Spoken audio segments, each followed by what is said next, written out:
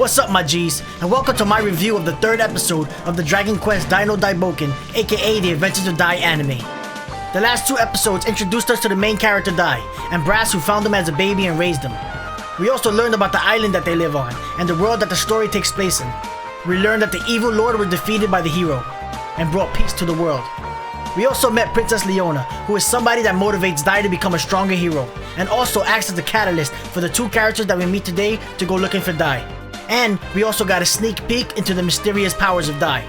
I feel like episode 3 is where the real story starts. This episode starts off with stormy clouds covering the sky. The monsters on the island are going crazy. They're rampaging and fighting each other, and all of their eyes are red. We get a little scene of the master and his student from the end of the last episode getting close to the island, and the water looks rough. Dai goes to see Brass, and even Brass can't control himself. He says that he might go berserk. He also states that there can only be one reason why this is happening. The Dark Lord has returned, and his evil will is controlling Brass and the monsters. Brass tells Dai that he must leave the island, or he can be hurt by the monsters or even Brass himself. Brass is trying to put Dai on a boat. They're by the beach. Off in the distance, they see monsters stampeding towards them. All of a sudden, the master and his student shows up. The master starts to run around the island, dragging his sword on the floor. He creates a giant spell circle, and he does this in a couple seconds. He then casts a spell called Glimmer, which acts as a barrier against the evil will of the Dark Lord. And a bright light shoots up into the sky, and the stormy clouds part, and the monsters turn back to normal. The master introduces himself as Avan the tutor, and his student is Pop. They're here to train Dai on behalf of the Papnica royal family, to fight against the Dark Lord. Avan tells Dai that the kingdom of Papnica and the kingdom of Romos have been getting attacked by monsters. While they're talking, two gargoyles show up and crash into the barrier, and Avan tells Pop to get rid of them. Pop steps up and uses a fire spell to burn one of the gargoyles. The other gargoyle casts a fizzle spell, which is a spell that stops people from using magic. With Pop being a mage, he was helpless. The gargoyle goes to attack Pop, but Dai interferes and he begins fighting the gargoyle. Dai is fighting the gargoyle with his knife, but the gargoyle quickly knocks the knife out of his hand and corners him against the wall. Avan throws a sword at Dai and tells him that it's a legendary sword. Dai begins to fight the gargoyle and starts pushing him back. Suddenly, Dai readies his stance, and the mark reappears on his forehead, the same from the last episode, and he does a vertical slash that cuts the gargoyle in half. He even parts the ocean behind him like Moses. Pop says that the sword that Avan gave Dai was amazing, but Avan thinks to himself that the sword was actually a cheap sword that he bought from a store. He can see the potential in Dai. Avan tells Dai to train with him and that it would take 1 week, and Dai accepts. The next morning, Dai is running around the beach with 3 big rocks tied to his leg with a rope, like a ball and chain. Avan arrives carrying a huge boulder that's like 4 times his size, and he tells Dai to slice it with his sword. Dai tries with the fake legendary sword, and it breaks instantly. Avan tells Dai to use his knife, and Dai starts hitting the rock, but he can't slice the rock at all. Avan then tells Dai that he's not ready, and he tells him to continue running with the rocks. We switch over to later on in the day. They're both training with weapons, hand-to-hand combat, and even meditation to strengthen their magic. After training all day, Dai is exhausted, and Avan returns with the giant boulder. He then tells Dai to cut it again. But this time, Dai cuts it in half like butter, and he's standing there shocked.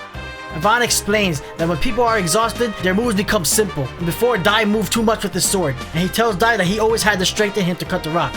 So basically, when Dai was trying to cut the rock before, his movements weren't precise, but after he was exhausted, his body was so tired, and that his moves are simple, and therefore more precise.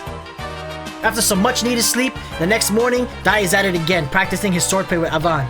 They're using branches.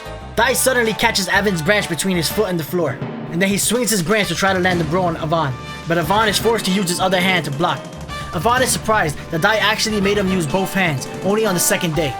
As a reward, Avan shows Dai his special attack, the Avan Slash. He tells Dai he needs to master it. Avan explains that to master the Avan Slash, he will need to learn how to slice the earth, the sea, and the air.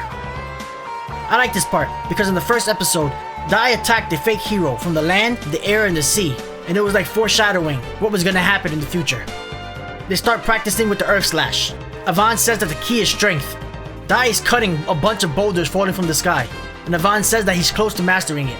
He tells Dai that Avan tells Dai that the Earth Slash cuts the earth, the Wave Slash cuts the water, the Air Slash cuts the air, and the Avan Slash cuts everything. Dai is exhausted and passes out. The next morning, Avan and Braz go to a secluded area on the island to continue Dai's training. Dai is told that he will be fighting Avan, and Dai could die if he isn't careful. Avan tells Dai to use his knife, and then he proceeds to turn himself into a dragon. And that's the end of the episode. I like the design of the dragon. It was cartoony, it kinda matched the games, and he also kept his glasses on, which was the best part in my opinion. Episode 1 covered chapters 1 and 2. Episode 2 covered chapters 3 to 5. Episode 3 covered chapters 4 through 7 and half of 8. This episode was like watching the manga come to life. It's almost exactly like the manga, just in beautiful animated form. It really showed us Dai's progression and his motivation to become stronger compared to Pop.